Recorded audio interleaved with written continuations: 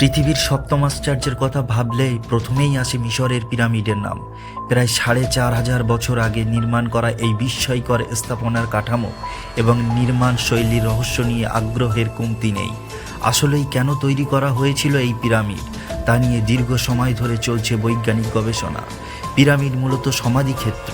প্রাচীন মিশরের শাসনকর্তা ফারোয়াদের মৃত্যুর পর তাদের সমাহিত করা হতো এই বিশাল সমাধিক্ষেত্রে। কিন্তু প্রশ্ন আসে, ফারোয়ারা কেন এই স্থাপনা নির্মাণে এত সময় ও অর্থ ব্যয় করেছিল? মূলত প্রাচীন মিশরীয় সমাজে পরকালের ধারণা প্রচলিত ছিল। সেই বিশ্বাসকে কেন্দ্র করেই এই বিরাট আকারের সমাধিক্ষেত্র নির্মাণ করা হয়। মিশরীয়রা বিশ্বাস করত যতদিন ফারোয়াদের দেহরক্ষা করা যাবে ততদিন তারা স্বর্গে বাস করবে। তবে তার জন্য পৃথিবী থেকে পরকালে যাওয়ার সময় আত্মার নির্বিঘ্ন যাত্রা নিশ্চিত করা জরুরি ছিল। এই আত্মাকে তারা ডাকত কা বলে।